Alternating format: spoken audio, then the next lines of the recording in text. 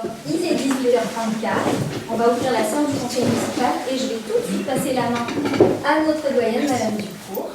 Je vous en prie. Merci Madame la Présidente. Bonjour Mesdames, bonjour Messieurs. Alors, j'ai le plaisir de vous accueillir pour le premier conseil municipal de Cambre après les élections, car c'est le privilège de l'âge, il me revient de présider la première partie de ce conseil avant l'élection du maire. Mais avant d'entamer l'ordre du jour qui vous a été transmis, nous allons d'abord vérifier, puisque c'est la règle, le quorum de ce conseil pour savoir s'il peut valablement délibérer. Alors donc, pour procéder à cette vérification, je vous rappelle que le quorum est de 10 membres présents physiquement, donc les gens qui ont donné procuration ne comptent pas. Je vais procéder à l'appel de chacun des membres du conseil qui ont été élus, tels qu'ils ont été élus, et ça par ordre alphabétique. Alors je commence, Monsieur Ambry Daniel, présent, oui. Madame Boutan Amandine, présente. D'accord, vous ne comptez que pour un, hein, parce que votre fils, votre fille ne compte pas. Ah, j'avais tout essayé. Monsieur Coquille Romain, présent. D'accord. Monsieur Chivalet Abraham, Présent. Très bien. Monsieur Donne Stéphane, Présent. Madame Dufour Anne-Marie, Madame Duperron Sophie, Oui, présente. Sonia Guillory Labuzan, d'accord. Margot Langlest, absent, Absente, d'accord. à donner le pouvoir à Monsieur Martin. D'accord. Monsieur Maxime Larondelle, Absent. Il a donné le pouvoir à Madame Leroy. Madame Vanessa Leroy, Présente. Madame Mélanie Lorger, Absente, à donner le pouvoir à Sophie Duperron. d'accord. Madame Céline Mabila Cerise, Présente. Monsieur Gaëtan Martin, Présent. Monsieur Parra Jean-Pierre, Absent. absent. Madame Pouvoir. Madame Rose Pedrera, Présente. présent. Monsieur Jean-Michel Rizzo, Absent, il a donné le pouvoir à Monsieur Stéphane Bonnet. Monsieur Véral Yves Présent. et Monsieur Marius Verdun. Absent, il a donné le pouvoir à Madame Mabila Cerise. D'accord. Donc, ça nous en fait 1, 2, 3, 4, 5, 6, 7, 12. C'est bien ça? Je vais compter le 13, moi. On a présent. D'accord. Ok. Donc nous avons donc un quorum supérieur à 10, donc le quorum est atteint et la séance peut se tenir. C'est ça la règle de la législation. Ok. Je crois qu'il nous faut maintenant désigner une secrétaire de séance. Et on m'a signalé que Madame Sonia Guillory-Labuzan serait la secrétaire de séance. Vous acceptez? J'accepte. Et ensuite, il faut procéder à la signature du procès-verbal que M. Marcel va vous faire circuler. Il s'agit du PV de la dernière séance, donc seules les personnes qui étaient présentes à ce conseil municipal aussi. On signera tout, oui. Oui, d'accord. Donc, nous allons passer maintenant à l'ordre du jour de ce conseil qui vous a été transmis. Mais puisque j'ai la parole m'est donnée quelques instants, je vais en profiter et je voulais, en préambule à cet ordre du jour, je voudrais profiter de ce temps de parole pour souligner la chance que nous avons tous ici de vivre en démocratie. Parce que c'est un système qui nous permet de confronter nos idées, qui nous permet de confronter nos points de vue, et tout ça dans les règles, la sérénité et le respect de chacun. Et je vous assure que, j'imagine comme moi, quand on regarde le monde tel qu'il va, on peut mesurer aujourd'hui notre chance de vivre en démocratie. Voilà, donc je voulais quand même signaler ça. Ensuite, si on revient ici à Cambre dimanche, moi, une des choses qui m'a satisfaite, c'est de voir le taux de participation dans notre commune. plus de 66%. Alors vous savez que la moyenne nationale c'était 57,1%. Donc ça veut dire que nos concitoyens, à Caen, les Cambais, les Cambaises, ils se sentent concernés par le système. Donc ça aussi c'est un point positif. Un autre point positif, parce que j'ai participé, j'étais assesseur, et j'ai vu notamment l'après-midi des jeunes qui venaient. Et ils venaient manifestement pour la première fois parce que leur carte électorale, elle n'avait aucun tampon. Donc c'était vraiment, il y avait l'âge, il y avait le physique également. Donc moi aussi, je me dis que ça, c'est de bon augure. Ça veut dire que les jeunes croient à notre système, qu'ils le pratiquent. J'imagine que les parents, l'éducation qu'ils ont reçue joue pour beaucoup, mais ça aussi, je crois que c'est un signe auquel il nous faut faire attention. Et je me dis aussi que tous ces électeurs qui sont venus à Caen, eh bien, ils ont une raison, parce qu'aujourd'hui, la commune, c'est le premier espace, le premier niveau de la démocratie territoriale. Et c'est souvent l'espace du quotidien pour tout un chacun. Ça veut dire que c'est l'espace de l'école, du périscolaire, c'est l'espace de la santé, des activités sportives, c'est aussi l'espace du vivre ensemble et de toutes ces modalités du vivre ensemble. Donc ils ont eu raison, effectivement, de venir et de se prononcer, quel que soit... Quand on se prononce, ça veut dire qu'après on est responsable et on n'a pas...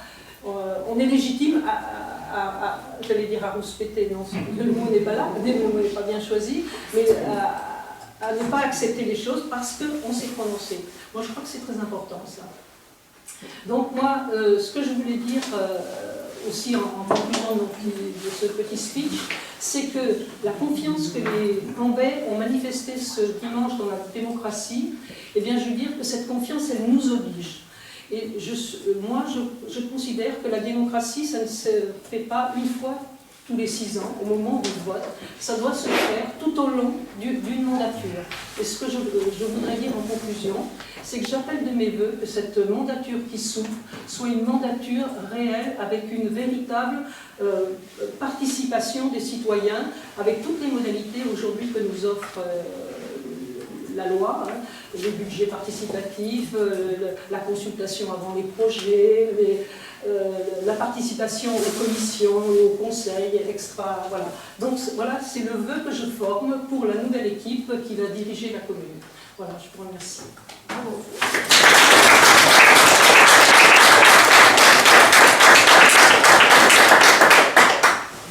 Alors maintenant, puisque nous avons donc un conseil municipal valablement instauré, nous allons pouvoir passer au premier point qui est le fondamental, c'est l'élection du maire. Alors, je crois qu'il m'est tenu de rappeler quels sont les résultats effectifs des élections. Donc, la liste pour Caen 2026 a obtenu 518 voix, soit 64,6% des suffrages. La liste Cambre Terre d'Avenir a obtenu 284 voix, soit 35,4% des suffrages, ce qui donne en sièges la liste pour Cambre 2026, 16 sièges, et la liste Cambre Terre d'Avenir, 3 sièges. Voilà, donc ce conseil municipal qui est bien installé ici doit procéder maintenant à l'élection de son maire. Il y a des règles principales, je pense que vous les connaissez toutes, mais il m'est également tenu de les rappeler.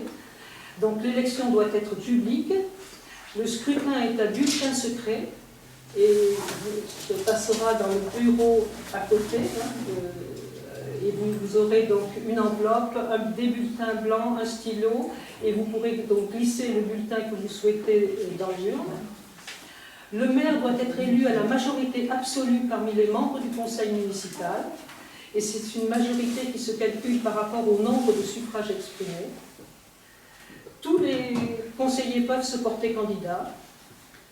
Voilà, je ne vais pas lire l'ensemble je pense que ça suffit. Bon, voilà. Donc, le déroulé du vote, il nous faudra 2 scrutateurs. Je ne sais pas s'il y a déjà des volontaires désignés.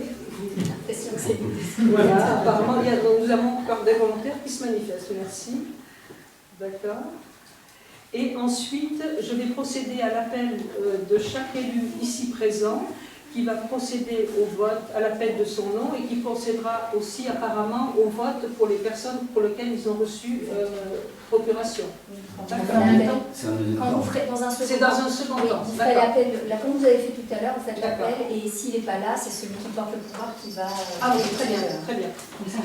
Alors, c'est toujours cet appel se fait toujours par ordre alphabétique. Monsieur Daniel Ambry, vous devez donc. Il connaît déjà le chemin. C'est le oui, c'est le Daniel. Les dernières cours. C'est vrai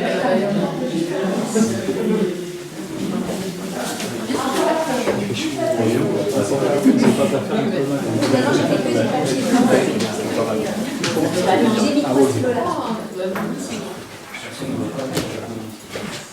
Ah, mais ça.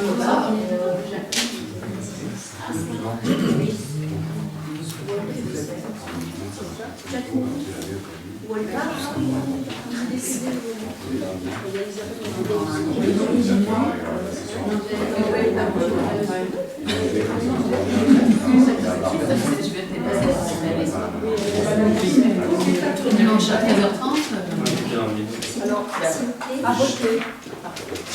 Madame Amandine Boutang. Oui.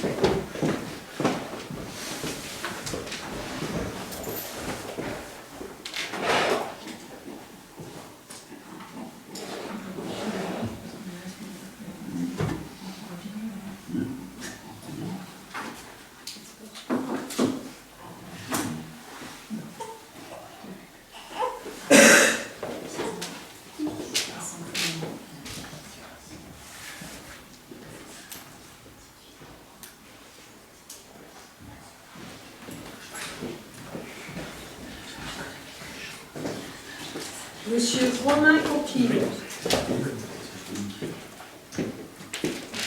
À voter. À voter.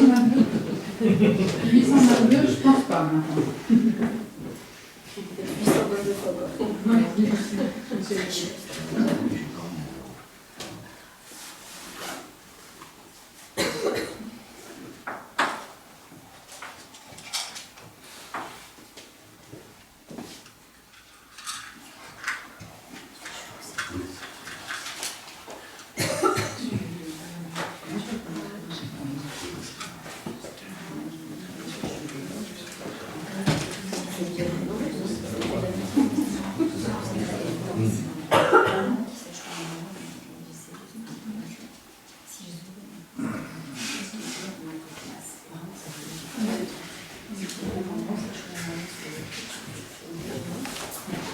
Monsieur Abraham Chivalet. À voter.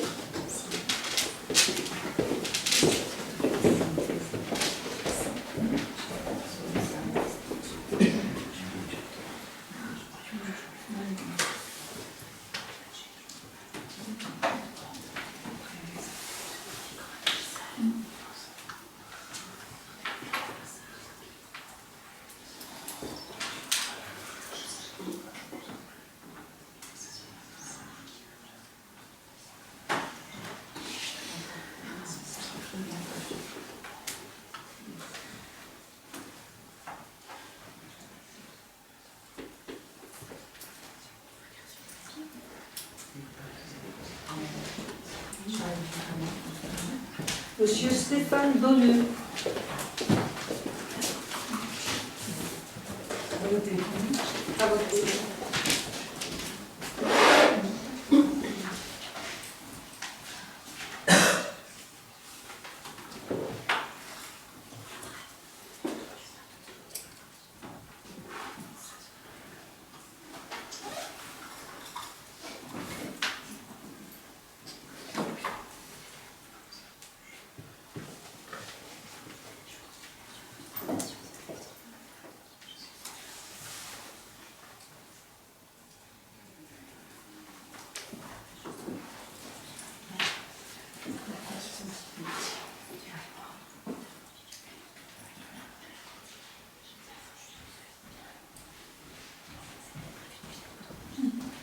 Madame Dufour Anne-Marie.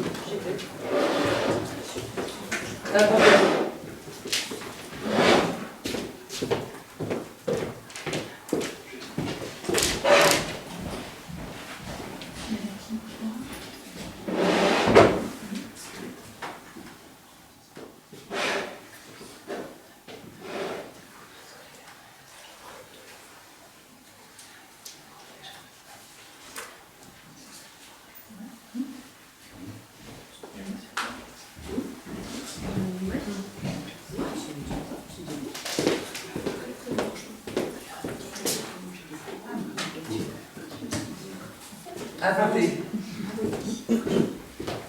Dupéro-Sophie. Vous avez annoncé l'autre? Dupéro. Sophie, elle est partie, d'accord.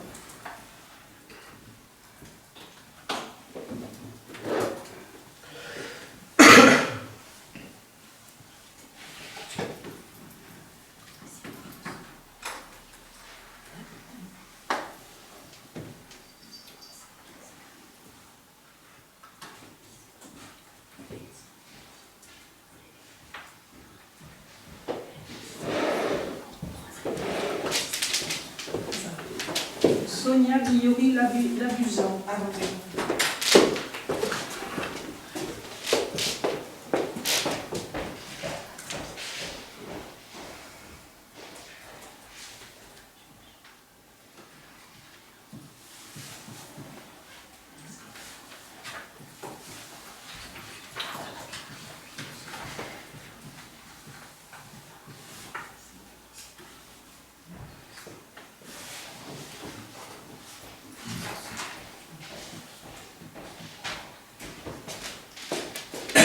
Madame Margot Langlès. À voter. Voilà.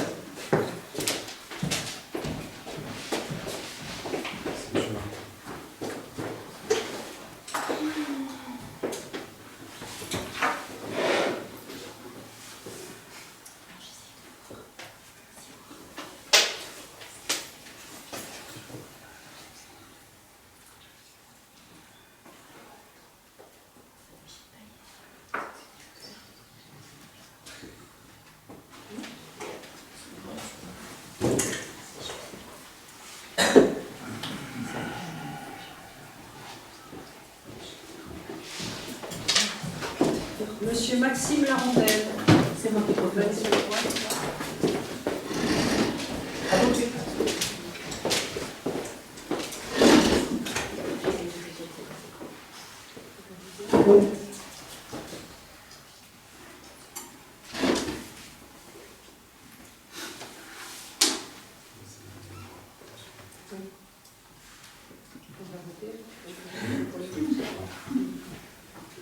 Et après Madame Leroy qui va voter, je pense, pour son...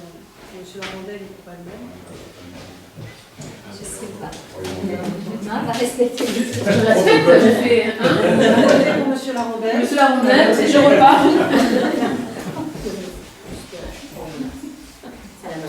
Monsieur Mazel, est-ce que vous avez la procuration de M. Parache? Pardon? Est-ce que vous avez la procuration de M. Parache? Oui, on l'a reçu. Oui, on l'a eu partout.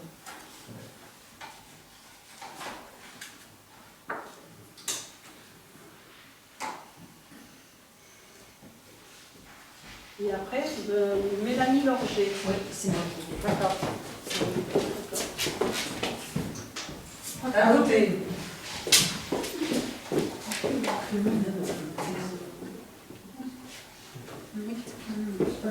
vais fermer, je pense.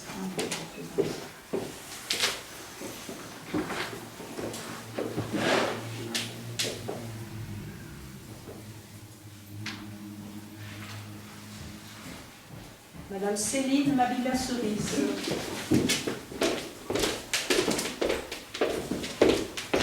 À voter.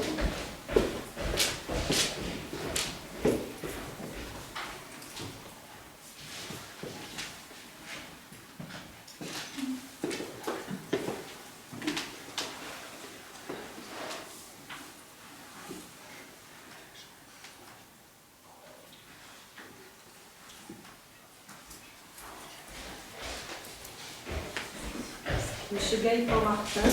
Oui. À voter.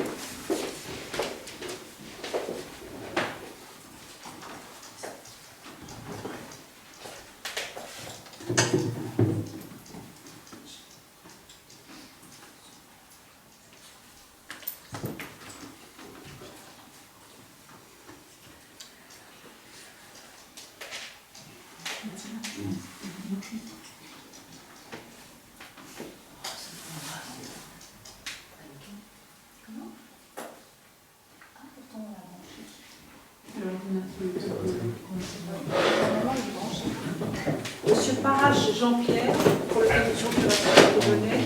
Ah oui, peut-être. Mais c'était combien?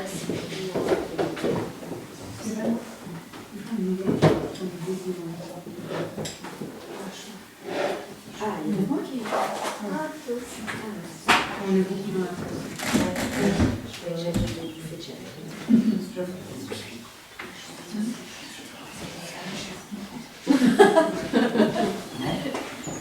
Madame Pedrera Alfonso. À voter.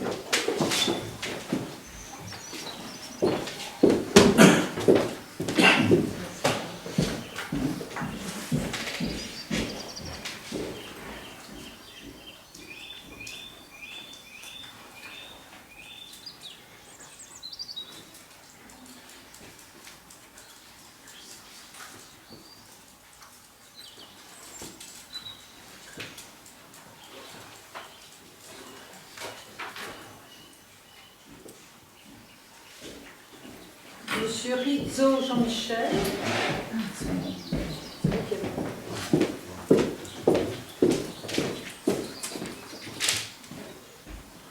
À voter.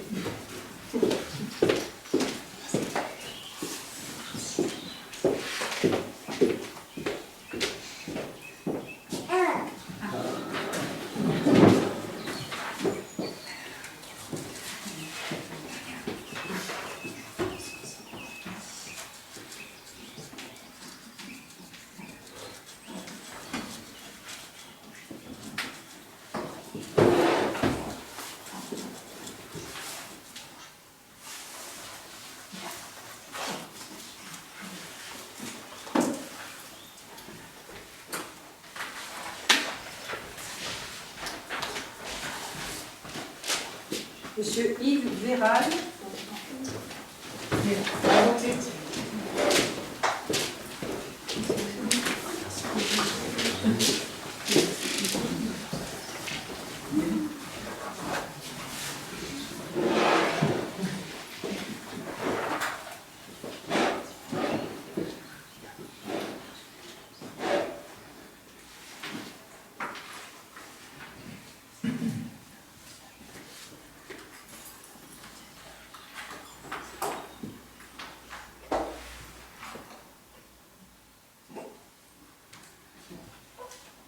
Et le dernier, Monsieur Verdun Marius.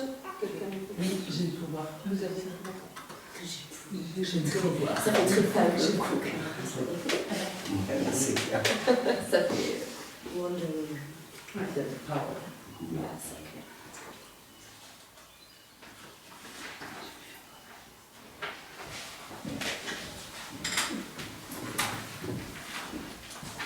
Monsieur Verdun.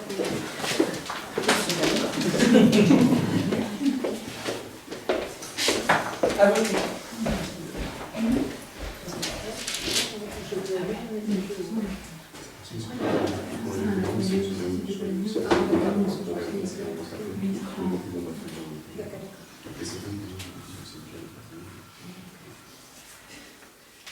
Les deux, il fallait évacuer.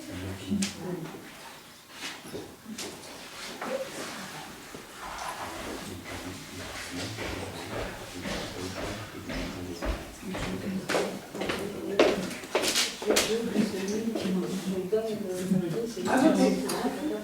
À voter. Ah, d'accord. Bon, donc l'ensemble des membres du Conseil ayant voté, nous allons pouvoir passer au dépouillement. Il y a des deux scrutateurs.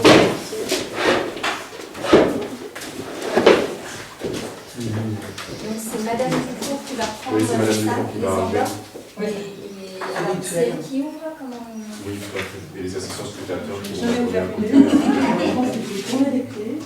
Mais tout est Voilà, ça, tout simplement. poser ça sur Oui. Ah oui, non. J'avais raccroché que ce soit là.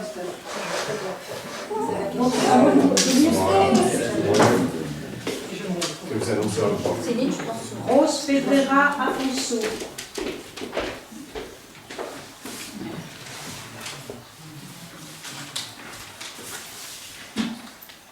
Rose Pedrera Afonso.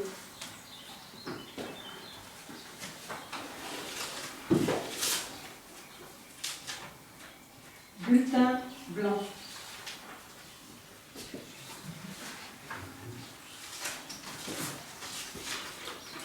Bulletin blanc.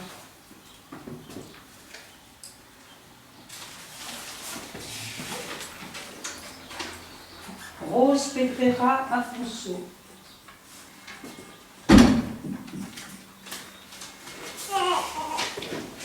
Rose Pedrera Afonso.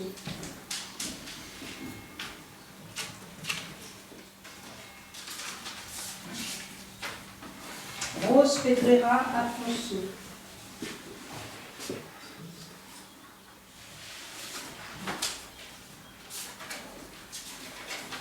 Rose Pedrera Afonso.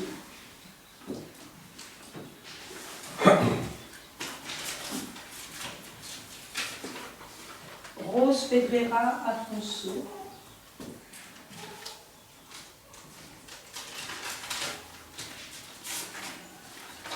Rose Pedrera Afonso.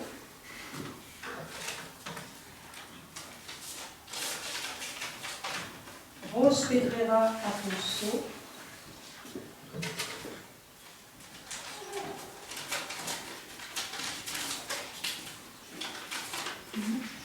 Rose Pedrera Afonso.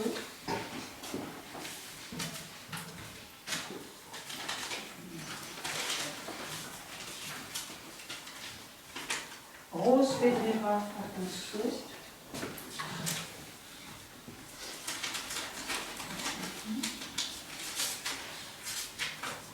Bulletin blanc.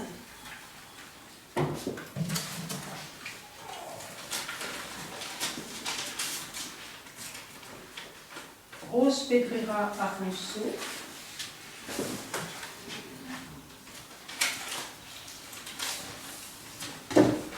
Rose Pedrera Afonso. Rose Pedrera Afonso.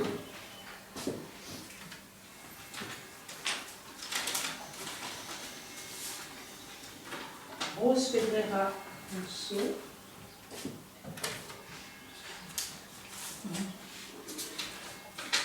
Rose. D'autres roses, hein,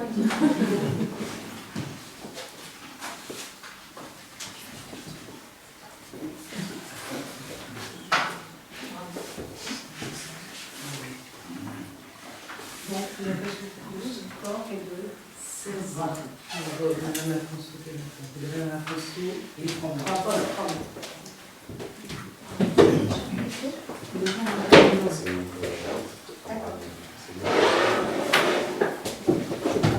donc, vous pouvez proclamer l'élection des maires.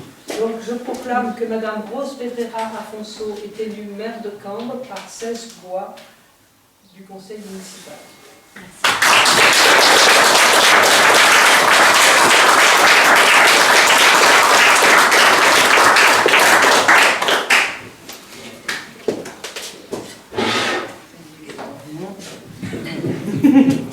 Voilà, c'est ça. Félicitations.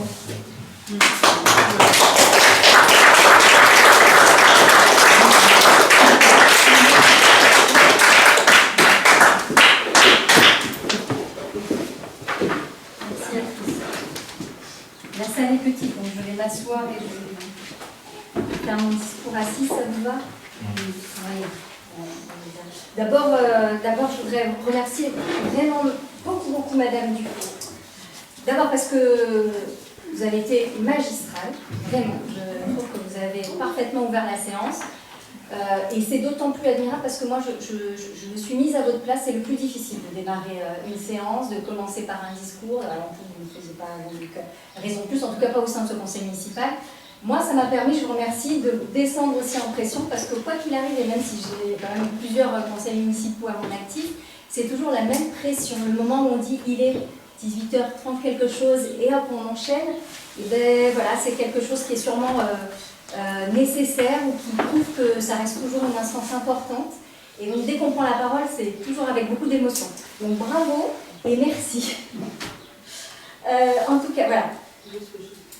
Chères concitoyennes, chers concitoyens, chers collègues, Je tiens tout d'abord à remercier encore une fois très chaleureusement nos Cambaises et nos Cambais qui se sont effectivement énormément mobilisés dimanche dernier.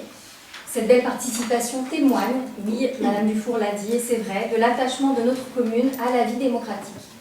Et c'est une véritable fierté. Je souhaite également saluer l'engagement de l'équipe Camp Terre d'Avenir. La vie démocratique repose sur le débat et chacun y contribue. En tant que maire réélu, je vous souhaite à toutes et à tous la bienvenue au sein de cette instance, le Conseil municipal de Camp. Cette assemblée, dans sa diversité, est au service d'un objectif commun, l'intérêt de Camp. Chers collègues, je veux vous remercier pour votre confiance et votre engagement. Nous avons été élus pour porter un projet qui est avant tout la continuité du travail et de la vision engagée en 2022. Et nous aurons à cœur de mettre en œuvre la poursuite de nos objectifs pour Camp avec sérieux et constance. Nos priorités sont claires, une gestion, bien sûr, surtout une gestion rigoureuse de nos finances, l'amélioration de notre cadre de vie, toujours, notamment à travers l'aménagement de nos places, la place du Tipor, la place Sadi Carnot, le développement de l'attractivité du village, que ce soit par les événements culturels et festifs qui donnent un certain rayonnement à la commune, mais aussi par l'enrichissement de l'offre de services aux Cambais. Et bien sûr, le maintien constant avec les habitants en favorisant leur participation et les échanges en général entre eux et la municipalité. Nous organiserons rapidement notre travail collectif au sein de la majorité. Vous allez le voir lors des prochaines affaires. Nous avons choisi de voter à minima la structure de l'équipe, tout simplement parce qu'il est important pour l'équipe nouvellement constituée de se saisir du projet de gouvernance de l'équipe et qu'il faut voir que nous avons quand même presque un tiers de l'équipe qui a été renouvelée et qu'il est important, comme tout le temps dans la vie, quand de nouveaux éléments intègrent une équipe, il est important qu'ils puissent aussi y mettre leur part d'envie et de projet au sein de l'équipe. Donc en tout cas, notre boussole sera toujours la même, le respect des valeurs essentielles du service public, l'intérêt général, l'égalité et la neutralité face à nos concitoyens. Je souhaite également que nos échanges, y compris avec l'opposition, soient constructifs et respectueux. Je remercie d'ailleurs les élus, Madame Dufour, Monsieur Ambry, qui se sont joints à moi hier en mairie. Nous avons pu préparer ce conseil. Et je les remercie parce qu'on a pu aussi simplifier certaines procédures. Vous avez vu comme l'élection est longue, le passage à l'urne, et notamment sur les affaires du CCAS et puis de la commission d'appel d'offres, on s'est mis d'accord sur les postes qui leur étaient attribués, ce qui va nous permettre de passer à un vote à main levée plutôt que de rajouter encore du temps avec le vote à l'urne. J'ai enfin une pensée pour celles et ceux qui se sont engagés à nos côtés sans pouvoir siéger aujourd'hui. Leurs contributions restent précieuses et ils continueront à prendre part à cette dynamique. Ils seront toujours les bienvenus pour travailler sur ce projet qu'ils ont défendu ces dernières semaines, tout autant d'ailleurs que les Cambaises et les Cambais qui voudront y prendre part. La confiance qui nous a été accordée nous honore et nous engage. Et vous l'avez bien dit effectivement, Madame Dufour. Nous mettrons donc toute notre énergie à en être dignes au service de Camp et de tous ses habitants. Je vous remercie.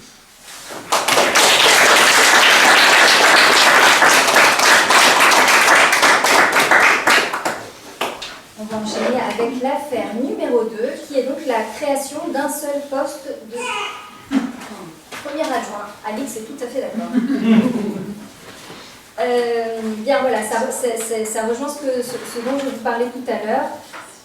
À Camp, en fait, la règle dit que nous pouvons ouvrir un certain nombre de postes d'adjoints. Ils ne peuvent pas excéder le nombre d'adjoints 30% de l'effectif. Pour Camp, puisqu'il y a 19 conseillers municipaux, nous pourrions avoir 5 adjoints au sein de la municipalité. Déjà sur le précédent mandat, en 2022, on s'était posé la même question. On avait choisi de n'ouvrir qu'un seul poste d'adjoint, parce que c'est la règle, il faut quand même un adjoint, tout simplement parce qu'il peut arriver quelque chose au maire, il faut quelqu'un pour assurer l'intérim le temps de provoquer des élections. Donc la loi est bien faite, elle prévoit quand même quelqu'un pour pouvoir supplier le maire en cas de problème. Et l'idée, c'est effectivement de se laisser le temps de se poser la question de la gouvernance. En 2022, nous n'avions pas ouvert les 5 adjoints. D'abord pour un choix, notre gouvernance nous paraissait possible sur 4 adjoints. Et donc, on n'a pas souhaité aller au plafond de ce qui était possible pour la commune. Là, tout est ouvert et puis ce sera aussi le travail qui va s'entamer au sein de l'équipe. Je vous propose donc, la première délibération sera donc de vous faire les propositions suivantes. De créer un seul poste de premier adjoint, d'autoriser le maire à déléguer sous les modalités qu'elle jugera utiles, tout ou partie de ses fonctions délégables en la matière, et d'autoriser le maire à déléguer sous les modalités qu'elle jugera utiles, tout ou partie de ses capacités de signature afférentes aux fonctions susmentionnées. Est-ce que vous avez des questions sur ce sujet? Non? Bien. Je propose de passer au vote. Qui s'abstient? Qui est contre? Et qui est pour? Parfait. Je vous remercie. C'est donc une délibération approuvée à l'unanimité. L'affaire numéro 3 est donc l'élection du premier adjoint. Donc après avoir fixé le nombre d'adjoints, le conseil municipal procède à l'élection de celui-ci. Vous n'en choisit qu'un. À bulletin secret et à la majorité absolue des suffrages exprimés. Pour rappel, les adjoints sont élus parmi les membres du conseil municipal au scrutin de liste à la majorité absolue. Voilà, c'est tous les textes qui viennent par on peut avancer. Les règles, ce sont toujours les mêmes. On fait un tour et puis si... alors ce serait bizarre qu'une majorité ne se dégage pas, on en refait d'autres. Je crois que la règle est que d'abord j'appelle à candidature. C'est ça? Donc je demande qui souhaite occuper ce poste d'adjoint. Je suis volontaire. Vraiment, c'est une surprise. Personne ne t'a demandé. Non. Très bien. Je suis volontaire. Pas d'autres volontaires pour ce poste d'adjoint? Non, c'est pas rien. Très bien. Eh bien, je vous propose de procéder à l'élection. On vote plutôt l'élection. Je vais vous appeler les uns après les autres. On a assez, pardon? C'est exactement ça. Monsieur André, Daniel André. On a assez de bulletins, oui, je pense. Ah bah tu veux le nom tout de suite. Non, mais parce que tu l'as annoncé, du coup, est-ce qu'on dit pour les personnes ou juste pour les... Non, mais on vote toujours pour une personne. Si possible avec le nom de famille.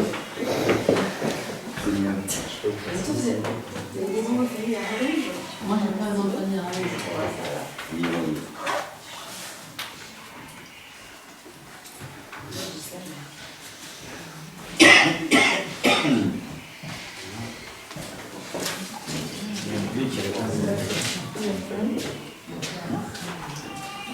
À voter. Oui. Pardon, excusez-moi. C'est pas signé et faire autre chose.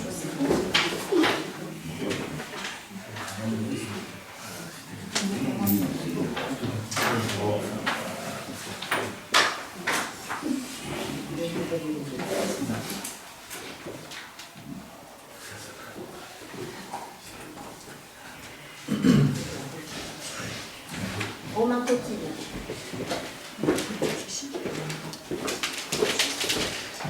Je peux m'éclipser? J'ai l'impression qu'il y a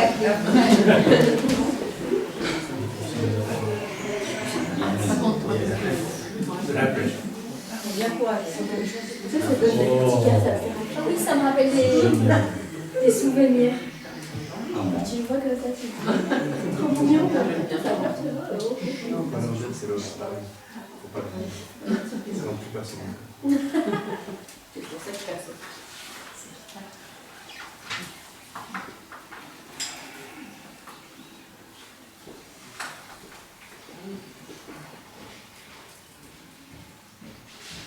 Abraham Chivalet. Allez, À voter.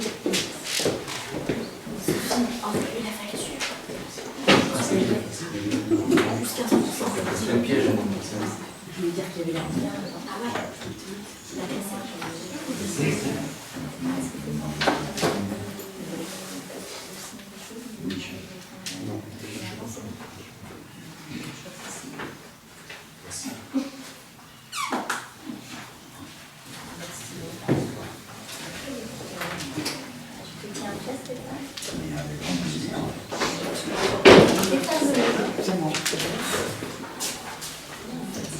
À voter.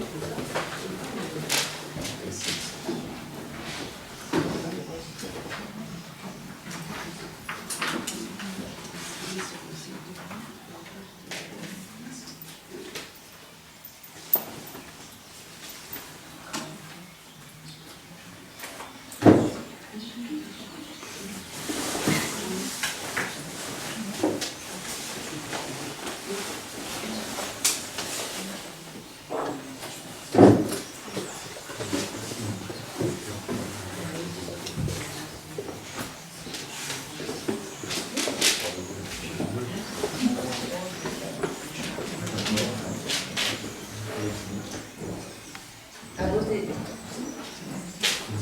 Madame Dufaux, Anne-Marie Dufaux.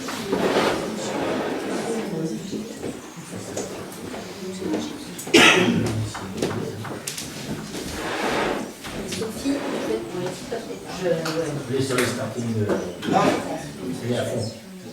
Ça se voit, hein. De toute façon, tu as une question.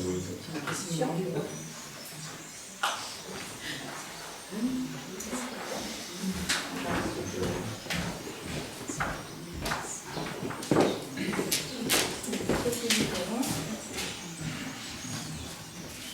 À voter.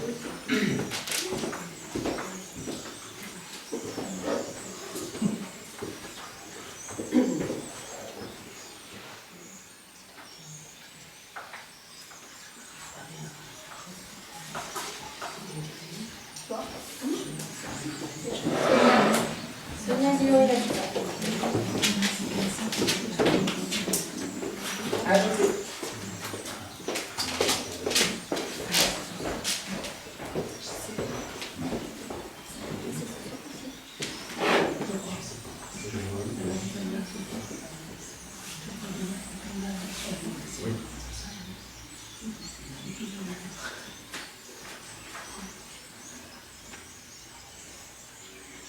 Alors, ça va être pour Margot Langlès.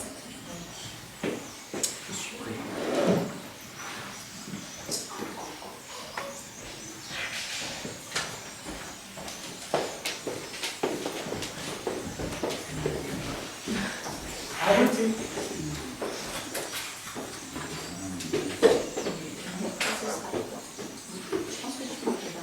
Je fais les deux.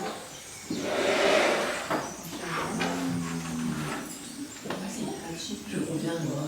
Quand tu votes par procuration, tu as fait 2 enveloppes. Je ne vais pas les faire en même temps. Je fais les deux. c'est ça, tu fais 2 articles, tu fais du coup. Je vais le préparer.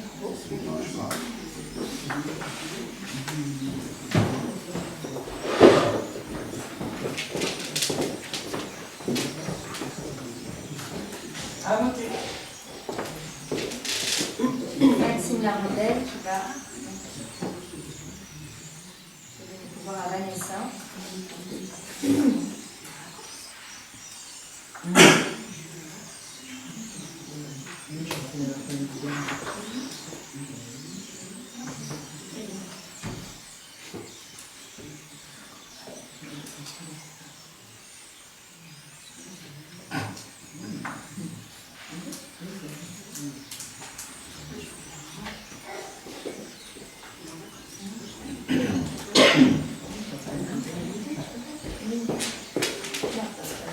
Donc, Maxime.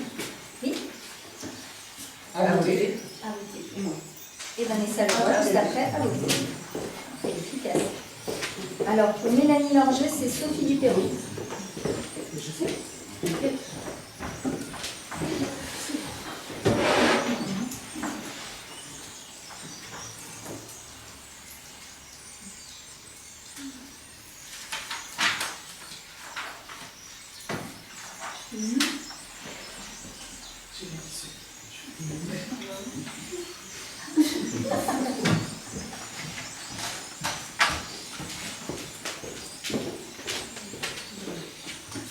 Voilà, c'est Céline Navigatrice.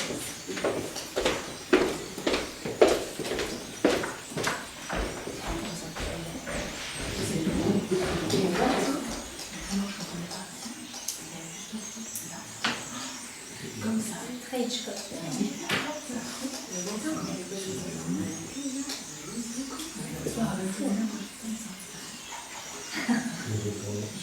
Si, elle a tout qui va manger, elle fait comme C'est la prochaine. Pas sur dessous, mais on va sur dessous. Gaël Farnard. À voter.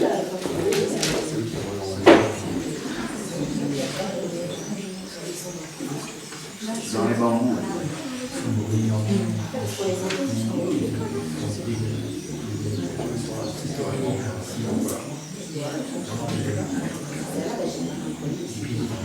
On va voir la voiture dessus.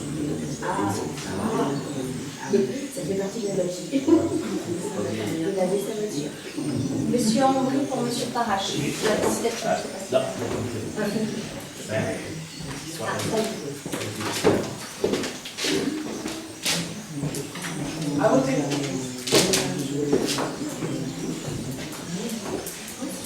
Moi, et après, c'est quoi?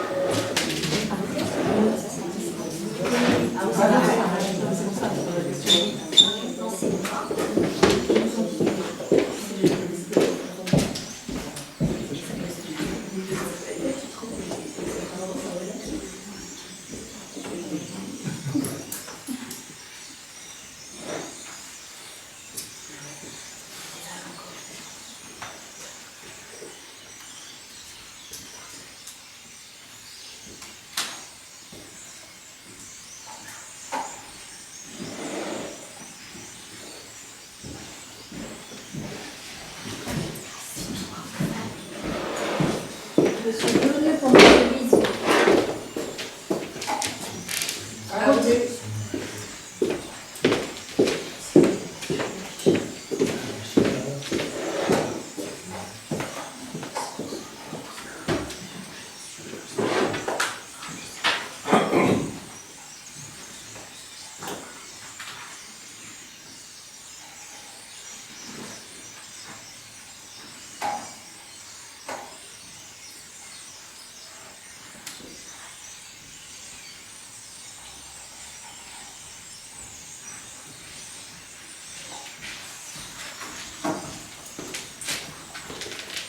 Yves Véral. À voter.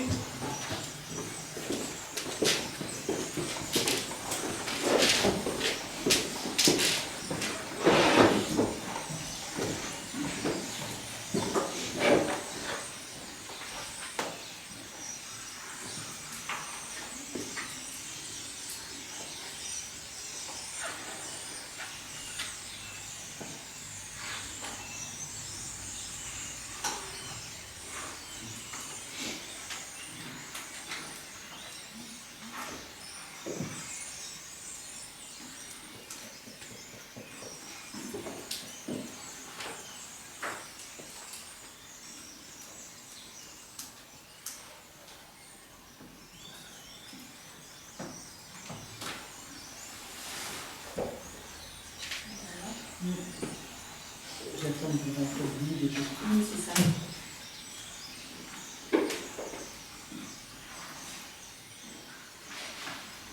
Céline Navigatrice pour Marius Vernet.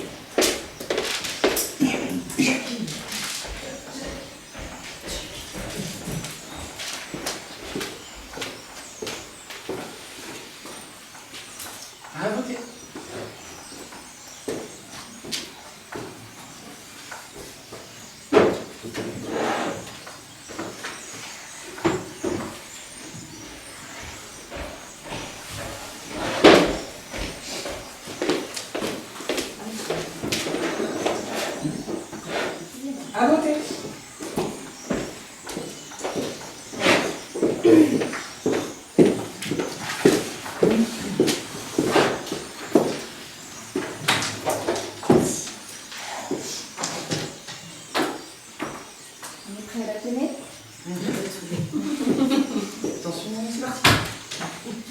Vanessa Leroy.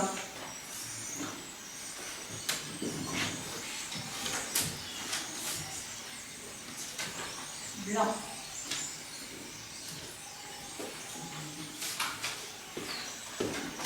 Vanessa Leroy.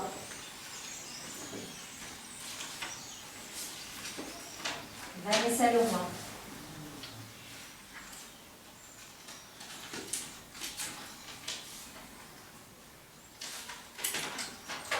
Vanessa Leroy.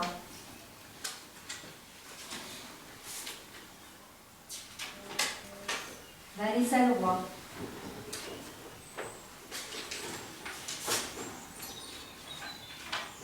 Vanessa Leroy.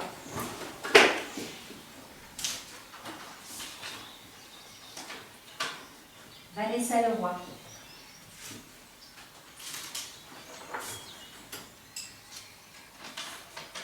Vanessa Leroy.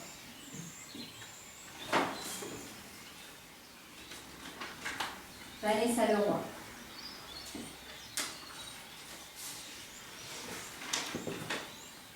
Vanessa Leroy.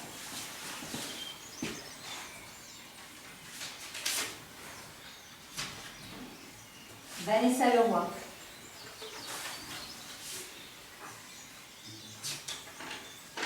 Vanessa Leroy.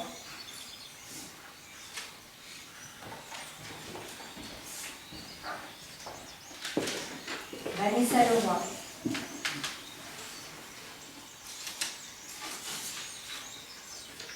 Blanc.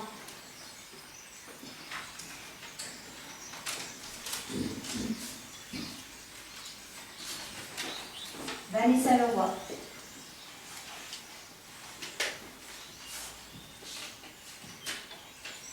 Vanessa Leroy.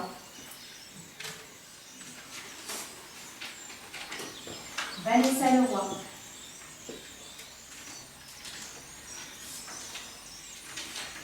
Vanessa Leroy.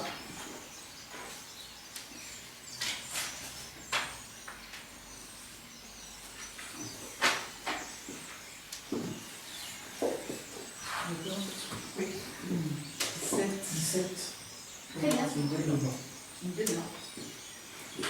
Je t'aime. Proclame donc Vanessa Leroy, première adjointe. Merci.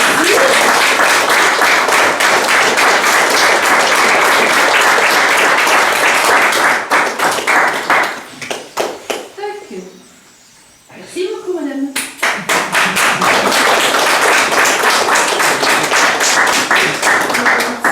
Moi, je suis pas dispo, mais merci. Ah non, merci.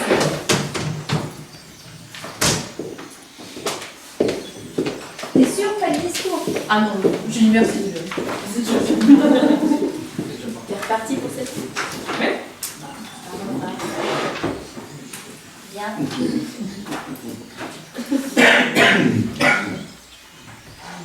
Merci à tous.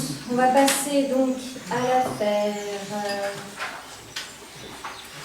numéro 4. Donc c'est la délégation générale du conseil municipal au maire en application de l'article L 2122-22 du Code général des collectivités territoriales. Donc, le conseil municipal est souverain pour administrer la commune. L'ensemble des décisions qu'il adopte doit se matérialiser par un acte administratif, à savoir une délibération. Celles-ci ne peuvent être prises qu'après la tenue d'une réunion du conseil municipal avec toutes les règles qui en découlent. Pour éviter que le conseil municipal ait à se réunir pour prendre des délibérations sur des affaires de simple gestion courante et appelant à une forte réactivité, l'article 2122-22 du CGCT permet à ce dernier de déléguer un certain nombre de missions spécifiques au maire. Par ce biais, ce dernier peut, s'il le juge utile, acter juridiquement une décision dans des domaines de gestion courante précisément définis au travers d'un acte administratif pris par délégation du conseil municipal, que l'on appelle la décision municipale. En contrepartie, le maire a pour obligation de rendre compte, lors de chaque réunion du conseil municipal, l'ensemble des décisions municipales qu'il a été mené à prendre. C'est d'ailleurs, je ne vous en ai pas parlé tout à l'heure parce que le conseil n'est pas tout à fait dans sa tenue habituelle, mais vous avez pu constater tous et ce sera aussi sur le procès verbal. Vous avez pu constater toujours le traditionnel tableau justement des relevés de décision municipale, qui est donc ce que je vous dois en échange de cette délégation de pouvoir.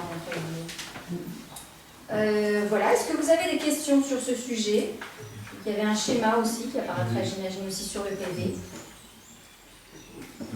Ok pour tout le monde? On va appeler Amandine, tout à fait. Comment? C'est familial. C'est très bien. On est dans l'air du temps, c'est bien. J'espère que c'est l'air du temps d'ailleurs.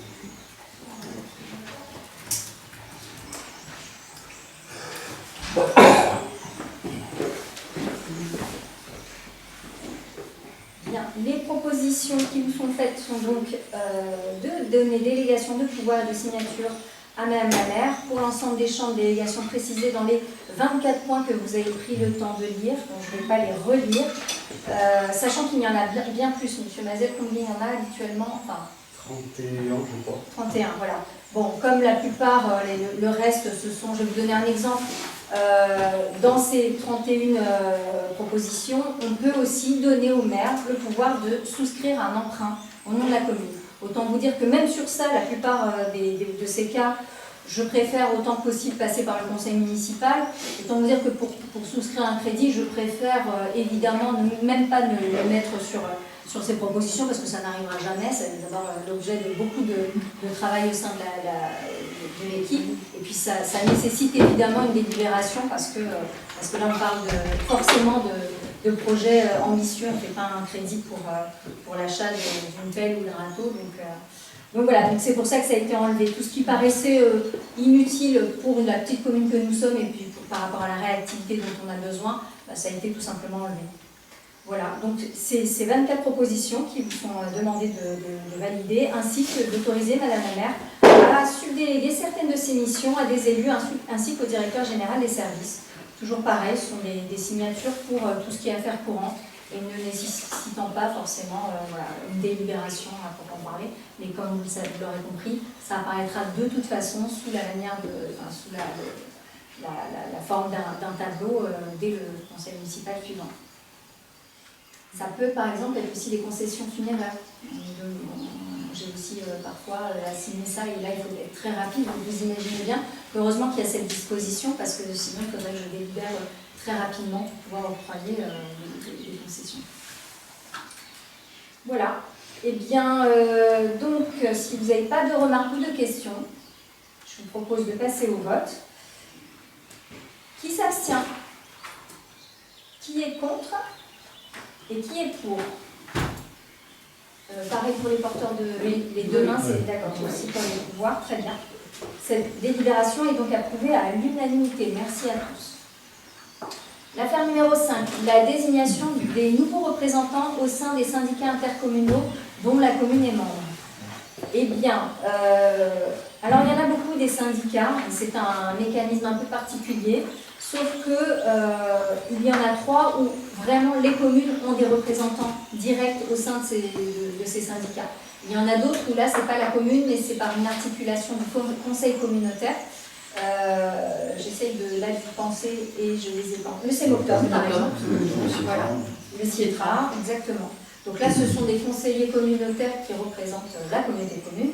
Et pour nous, les communes, on a besoin de représentants directs pour le SIEA, donc le syndicat intercommunal d'adduction en eau potable, que vous connaissez tous et qui est domicilié à Caen. Le PRCF, c'est un tout jeune syndicat, le syndicat intercommunal d'études et de prévention des risques carrières, qui s'est constitué suite à tout ce qui est en train de se passer, les éboulements et beaucoup de mouvements de terrain sur notre mer en général, et qui essaye on va dire, d'aller plus loin que les services de l'État, parce que les services de l'État, c'est une grosse machine et qu'on le voit bien. On a un cas typiquement ici à Caen, et sincèrement, c'est pas faute d'aller les pousser un peu, parce qu'il y a des gens qui attendent un petit peu l'issue de cette histoire.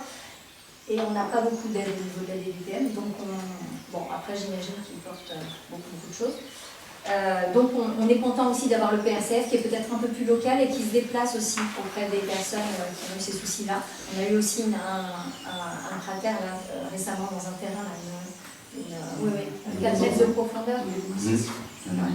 6 mètres de profondeur, un trou au fond de jardin. Bon, c'est sur des zones PPRMT, elles sont identifiées, hein, mais ça bouge, là ça bouge beaucoup. Ça bouge surtout, et on le sait bien, par tout ce qui est en train de se passer, ces changements climatiques, on est en train de les sentir, et vraiment, que toute cette eau qui est dans sur notre territoire, cet hiver de pluie constant, il a forcément une conséquence et on le voit. Donc le PRCF, il accompagne parce qu'il a des techniciens qui peuvent aussi aller explorer les qualités.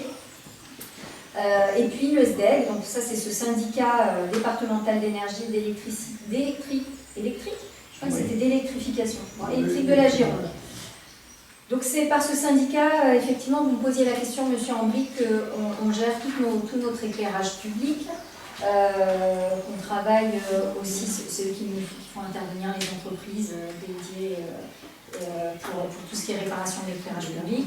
C'est avec eux qu'on a travaillé l'extinction nocturne. On est d'accord, parce qu'on l'a constaté, c'est pas toujours idéal, et on essaye de les faire venir le plus possible.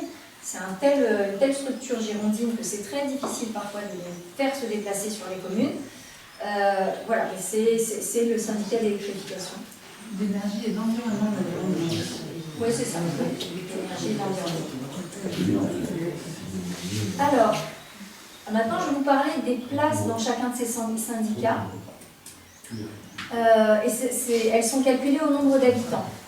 Pour le syndicat, donc le SIEA, le syndicat intercommunal d'adduction en eau potable, donc la SIEA des Corbières entre deux mers, il nous faut 2 titulaires, 2 suppléants. Le syndicat intercommunal, donc EPRCF, il faut un titulaire et un suppléant. Et enfin, le syndicat départemental d'énergie électrique de la Gironde, eh bien c'est de fait le maire et il lui faut un suppléant. Par rapport à la proportionnelle, on en avait parlé, c'est pour ça qu'on s'est rencontré avec l'équipe de la minorité. Sur ces places-là, il n'y a pas de place dédiée à la minorité. Donc on a déjà discuté avec la majorité. Je crois que M. Mazel, vous avez le nom parce que j'ai déjà oublié qui s'était proposé sur toutes ces places. Voilà, merci. Donc les propositions sont pour le syndicat de l'eau, M. Deneux qui est déjà d'ailleurs titulaire sur le précédent mandat. Donc les 2 titulaires seraient M. Deneux et M. Coquille. Et ensuite en suppléant, nous avons Céline Madi-la-Cerise et Margot Langlest. Ça c'est pour le syndicat de l'eau. Ensuite pour le PRCF, on a M. Rizzo, qui est en plus quelqu'un qui connaît très bien nos carrières, donc on pense qu'il va apporter aussi de l'information à notre PRCF, et Gaëtan Martin. Les 2 sont, non, un est titulaire et l'autre suppléant. Donc le titulaire c'est M. Rizzo, le suppléant c'est M. Martin. Enfin, eh bien, pour le SDEG, c'est donc moi-même, et en suppléant M. Larondelle. Larondelle. Voilà, est-ce que vous avez des remarques, des questions? C'est bon pour tout le monde. Je vous propose donc de passer au vote. Qui s'abstient? Qui est contre? Et qui est pour? Les pouvoirs aussi. Très bien. Merci à tous. C'est donc une délibération approuvée à l'unanimité. Affaire numéro 6. La création de la commission d'appel d'offres, donc la CAO.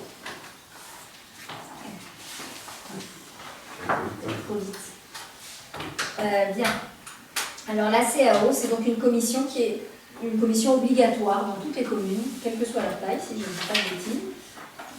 Même les moins de 1000 doivent avoir une CAO, je ne sais pas. Ouais. Sauf que effectivement, les CAO, quand on regarde bien, cette commission, elle se réunit pour des marchés, notamment des marchés à 5 400 000 € pour les travaux et 216 000 € pour les services et fournitures, ce qui n'arrive quasiment jamais, on n'a jamais atteint des niveaux pareils. Mais la règle est là, oui, on ne sait jamais, soyons fous. On a une grande donation, quelqu'un qui dit bon. Comment? Pourquoi pas? J'aimerais bien un loto pour les communes. Donc voilà, donc on va les constituer. Et là, la particularité, effectivement, c'est que il nous faut 3 sièges.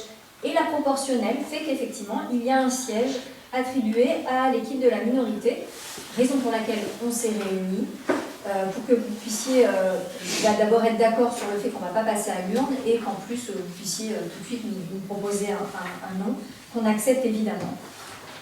Pareil, je le sais pour la minorité, c'est donc M. André qui s'est proposé. Les membres titulaires sont donc Vanessa Leroy, Maxime Larondelle et Daniel Henry.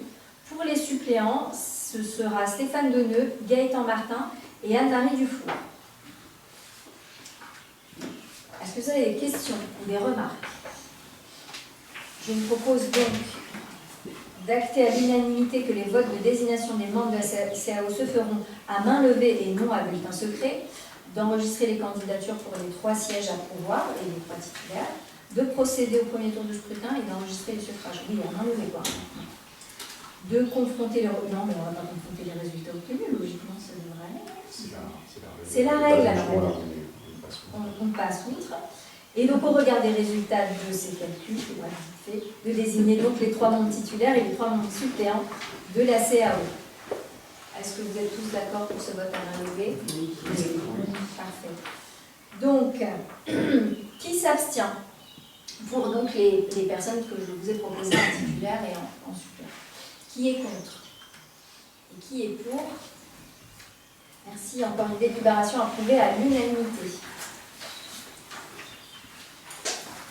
L'approbation du règlement intérieur du conseil municipal. Alors, je signale quand même parce que c'est toujours pareil, on a l'impression qu'on va très vite dans les affaires, mais évidemment, le règlement du conseil municipal a été mis en annexe, a été transféré à tout le monde, ce qui nous a permis d'ailleurs d'avoir des remarques sur quelques oublis ou quelques corrections qui n'avaient pas été faites, parce qu'effectivement, c'est un règlement qu'on copie-colle d'un mandat à l'autre, mais il y avait des choses à revoir, donc merci d'avoir, M. Henry, nous avons montré que vous aviez bien pris le temps de regarder tous ces documents.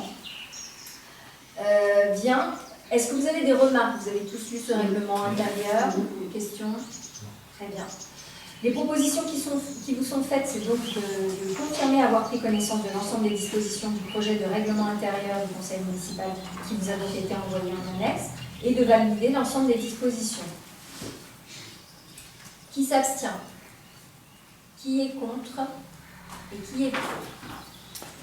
Parfait, c'est donc voté et approuvé à l'unanimité. Merci à tous.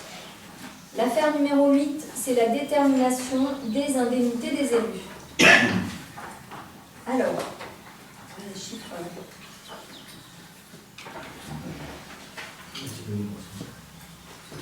Ah, c'est trop vite.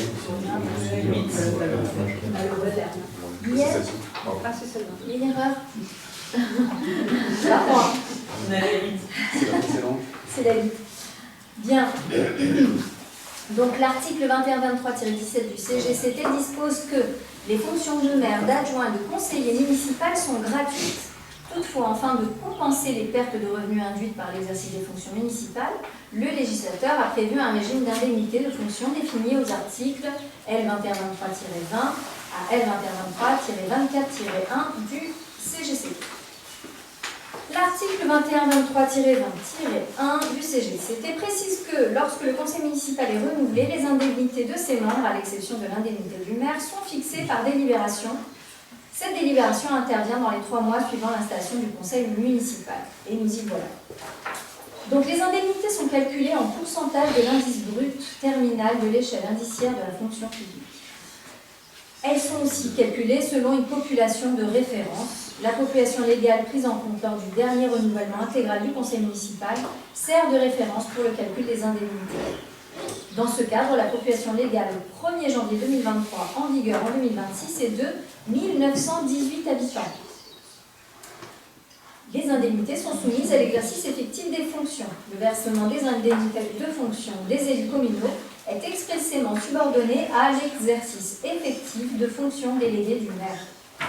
Le montant total des indemnités effectivement votées par le conseil municipal ne doit pas excéder le montant total de l'enveloppe globale autorisée. Cette enveloppe indemnitaire globale autorisée est déterminée en additionnant l'indemnité maximale autorisée du maire et l'indemnité maximale autorisée par adjoint, multipliée par le nombre d'adjoints ayant reçu délégation. Depuis le 1er janvier 2016, l'indemnité du maire est fixée automatiquement au taux, et là par exemple notre taux pour la population entre 1000 et 3000, moins de 3500 habitants, c'est un taux à 55,7%, donc de la base, de l'indice. Le conseil municipal peut par délibération à la demande du maire fixer pour ce dernier une indemnité de fonction inférieure au barème ci-dessous. Les indemnités maximales pour l'exercice effectif des fonctions d'adjoint sont les suivantes. Alors même chose, entre 1000 et 3500, en dessous de 3500 habitants, c'est 21,38% de l'indice. L'article 2123-24-1 du CGCT ouvre une possibilité de versement d'une indemnité de fonction aux conseils municipaux, notamment aux conseillers municipaux détenteurs d'une délégation de fonction du maire, dans le respect de l'enveloppe indemnitaire. Donc, je vais essayer d'expliquer ça plus simplement. C'est ce qui s'est passé lors du dernier mandat. On a ouvert donc 4 lignes, 4 enveloppes d'indemnité d'adjoint. Mais comme nous souhaitions aussi avoir des délégués, il a fallu diminuer les indemnités du maire et des adjoints d'ailleurs, pour pouvoir indemniser et proposer des délégations aux autres élus du conseil municipal. C'était la structure qu'on avait choisie. Et donc, bien sûr, il fallait prendre sur les indemnités du maire et des adjoints pour pouvoir travailler ces autres délégations. Voilà, ça reste une possibilité. On se rend compte qu'en réalité, à partir de ces règles-là, à partir du moment où on reste dans le cadre, on peut ouvrir justement la gouvernance selon les volontés de chacun, selon la puissance de travail qu'on veut mettre aussi dans le projet. Parce qu'il faut impliquer les élus. On a conscience aussi que tous nos élus sont des jeunes actifs pour la plupart. Et donc il faut aussi être en capacité d'indemniser un temps donné à la commune au détriment d'un temps professionnel, par exemple. Voilà. Est-ce qu'il y a des remarques ou des questions sur les indemnités? Non. Alors, les propositions qui vous sont soumises sont donc de fixer l'indemnité du maire au taux prévu par la loi, de fixer l'indemnité du premier adjoint au taux prévu par la loi, et d'acter qu'en fonction de la gouvernance qui se dessinera par la suite du mandat, la décision entérinée aujourd'hui pourra être revue ou amendée. Qui s'abstient? Qui est contre? Et qui est pour? Merci, c'est donc une délibération approuvée à l'unanimité. Bien, affaire numéro 9, la lecture publique de la charte de l'élu local. Bien, je vais tout de suite la lire, elle est importante. Je me suis posé la question, on peut le faire encore. Il y a 14 articles. Et j'aurais aimé que chacun d'entre vous en lise un. Ça vous va? Allez. Tu lis le premier. Je vous fais passer la feuille. Alors le premier, c'est l'élu local exerce ses fonctions. Non, attends, tu es là. Le premier. Ah, mais c'est pas parce que vous l'avez. C'est ça. La sélection, ouais. Ah, mais ça sera bien. Non, il est mieux. Ah oui. Dans l'exercice de son mandat, l'élu local s'engage à respecter les principes de liberté, d'égalité, de fraternité et de laïcité, ainsi que les lois et les symboles de la République. L'élu local exerce ses fonctions avec impartialité, diligence, dignité, probité et intégrité. Dans ce cadre, il poursuit le seul intérêt général à l'exclusion de tout intérêt, qu'il soit personnel, directement ou indirectement, ou de tout autre intérêt particulier. L'élu local veille à prévenir ou à faire cesser immédiatement tout conflit d'intérêts reprimé par la loi. Lorsque ces intérêts personnels sont en cause dans les affaires soumises à l'organe délibérant, dans les éléments élus locaux s'engageant à faire connaître avant le débat de leur vote et le vote. Tu peux dire le numéro pour qu'on soit. Moi. Moi, c'était 4. L'élu local s'engage à ne pas utiliser à d'autres fins les ressources et les moyens mis à sa disposition pour l'exercice de son mandat ou de ses fonctions. Alors, le numéro 5, dans l'exercice de ses fonctions, l'élu local s'abstient de prendre des mesures lui accordant un avantage personnel ou professionnel. Numéro Numéro 6. L'élu local participe avec assiduité aux réunions de l'organe délibérant et des instances dans lesquelles il a été désigné. Numéro 7. Issu du suffrage universel, l'élu local est et reste responsable de ses actes pour la durée de son mandat devant l'ensemble des citoyens de la collectivité territoriale à qui il rend compte des actes et des décisions pris dans le cadre de ses fonctions. L'élu local déclare dans un registre tenu par la collectivité territoriale les dons, avantages et invitations d'une valeur qu'il estime supérieure à 150 €, dont il a bénéficié en raison de son mandat. Ne sont pas soumis à cette obligation déclarative les cadeaux d'usage et les déplacements effectués en invitation des autorités publiques françaises ou dans le cadre d'un autre mandat électif. 9. Les élus locaux peuvent bénéficier du versement d'une indemnité pour l'exercice effectif de leurs fonctions électives et de la prise en charge des frais exposés dans ce cadre dans les conditions prévues par la loi. Les élus locaux sont affiliés pour l'exercice de leur mandat au régime général de la sécurité sociale dans les conditions définies de l'article L382-31 du Code de la sécurité sociale et à des régimes spéciaux définis par le Code général des collectivités territoriales. Les élus locaux bénéficient, à l'occasion de leur fonction, d'une protection organisée par les collectivités territoriales, conformément aux règles fixées par le Code pénal, les lois spéciales et le Code général des collectivités territoriales. C'est lequel vous avez dit Moi, c'est le 12. Alors, numéro 13. Non, 12. Le droit à la formation est reconnu aux élus locaux. Il s'exerce dans les conditions fixées par le Code général des collectivités territoriales. Toute personne titulaire d'un mandat local bénéficie, dans les conditions prévues par la loi, de garanties accordées dans l'exercice du mandat et à son issue, et permettant notamment de concilier celui-ci avec une activité professionnelle ou la poursuite d'études supérieures. Et enfin 14, tout élu local peut consulter un référent déontologue chargé de lui apporter tout conseil utile au respect des principes mentionnés à l'article L. 1111-13 du Code général des collectivités territoriales. Un décret en Conseil d'État détermine les modalités et les critères de désignation des référents déontologues. Merci à tous. Bien. Donc les propositions étaient effectivement de procéder à la lecture publique de la charte de l'élu local telle qu'elle est exposée ci-avant, de s'engager à ce que chaque membre du conseil municipal respecte l'ensemble des éléments de cette charte. Et enfin, on va procéder au vote. Qui s'abstient? Qui est contre? Et qui est pour? Et bien évidemment, on embrasse fortement et à plein, les bras grands ouverts, la fonction qui nous est, on a l'honneur de nous avoir confiée. Affaire numéro 10. Détermination du nombre de membres d'élus du CCAS. Donc le Centre communal d'action sociale, le CCAS, est un établissement public constitué obligatoirement dans chaque commune. Il a en charge l'aide sociale et l'animation d'activités sociales. Bien, dès son renouvellement, le conseil municipal procède dans un délai maximum de 2 mois à l'élection des nouveaux membres du conseil d'administration du centre d'action sociale. Bien, le centre d'action sociale est donc administré par un conseil d'administration, et ce sont les membres de ce conseil que l'on va désigner aujourd'hui. Il est présidé par le maire, donc je suis présidente de ce CCAS. Il découle de cette disposition que le maire est membre de droit de l'organisme et que son élection n'est pas nécessaire pour être président de cet organisme. Il appartient donc au conseil municipal de prendre au préalable une délibération déterminant le nombre de membres.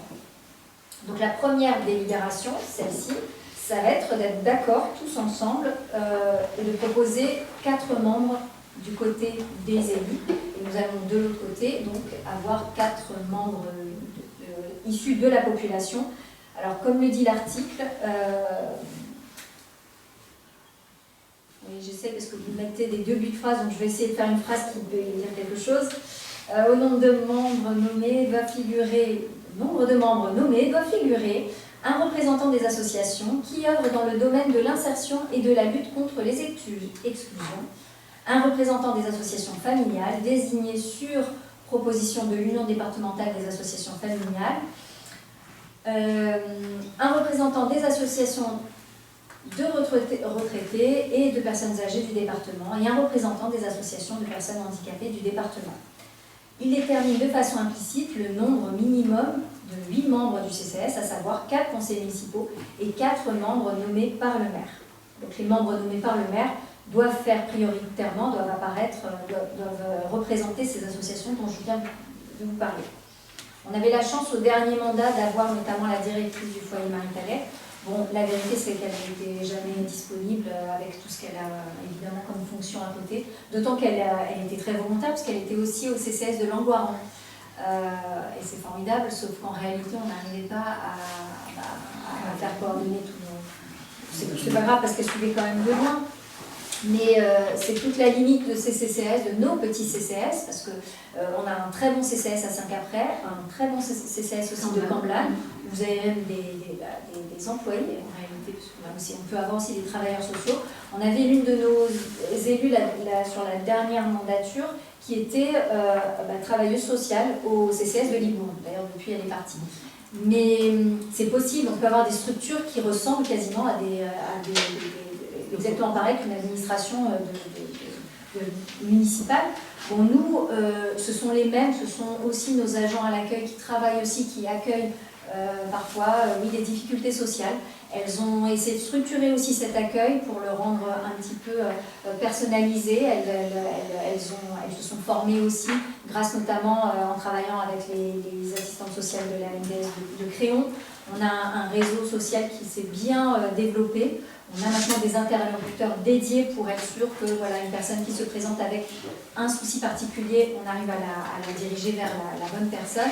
En plus, la subtilité, c'est là où il faut avoir de l'expérience et même du professionnalisme. Et vraiment, je les salue, nos agents à l'accueil. C'est que parfois, une personne vient pas du tout pour un problème social. Mais il suffit un peu de l'accompagner, de l'écouter. On se rend compte que la raison pour laquelle la personne est venue n'était qu'une excuse pour un petit peu appeler à l'aide. La bonne nouvelle aussi, et ça c'est vraiment une chance, c'est qu'on va avoir un accueil encore plus de proximité, puisque la communauté de communes, dans son CIAS, c'est comme le CCS mais intercommunal, a embauché une travailleuse sociale, une véritable travailleuse sociale, qui était directrice du CCS, je crois, d'Ambarès, l'une de ces villes du Nord. Et elle est déjà à pied d'œuvre. Je crois qu'elle a fait le tour de toutes les communes et elle a déjà des dossiers très très lourds à traiter. Elle nous accompagne beaucoup sur beaucoup d'aides auxquelles on n'avait pas accès. Le logement d'urgence, elle est en train de le restructurer parce qu'on avait un logement d'urgence qui d'ailleurs ne nous a pas été utile quand on a dû aider d'urgence une famille qui s'est retrouvée à la rue suite à un incendie sur le lecteur il y a 2 semaines, 3 semaines, juste avant, un peu avant les tempêtes. Oui, un bon mois.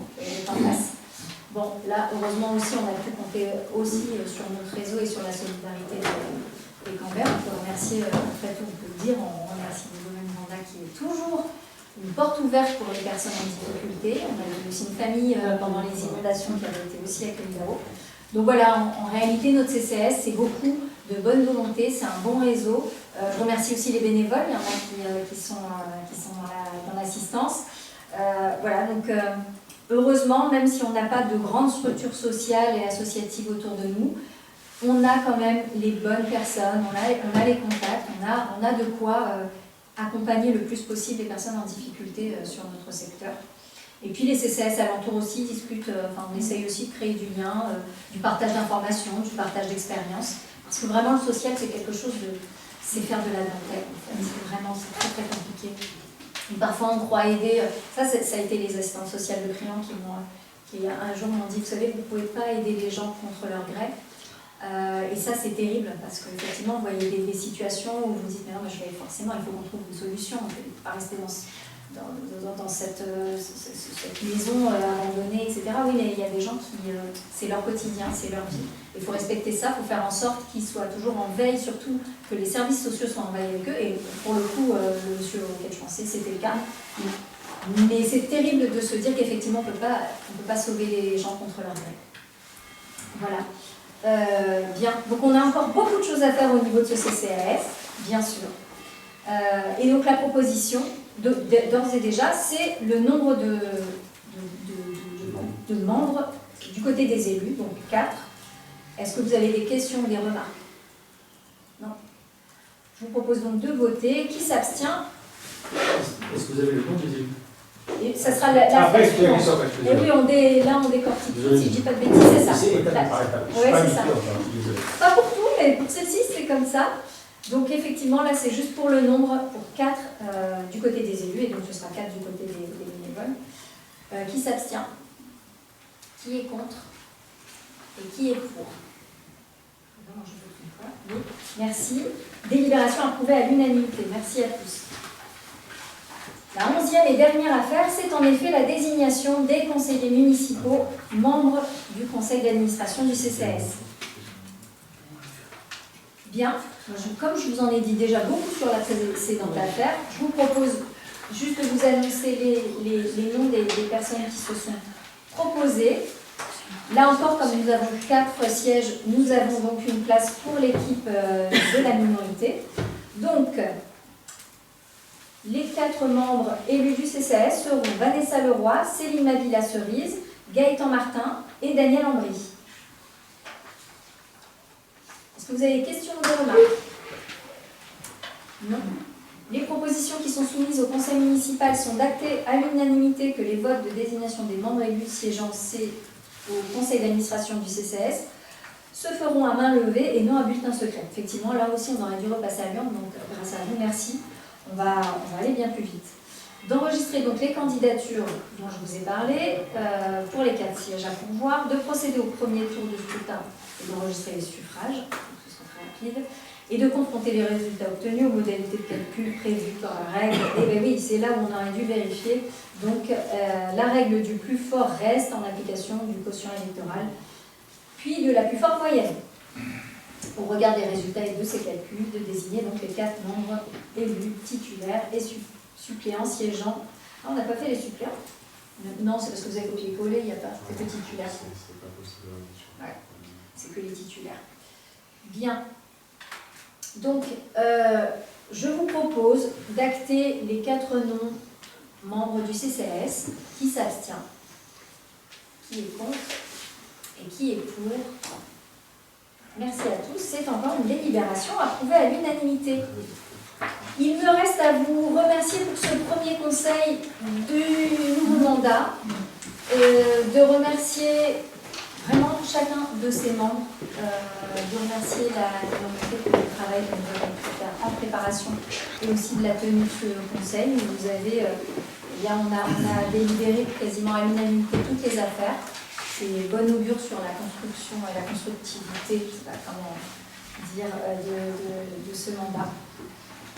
Je vous souhaite une bonne soirée à tous et on peut donc clore le conseil municipal à 20h03.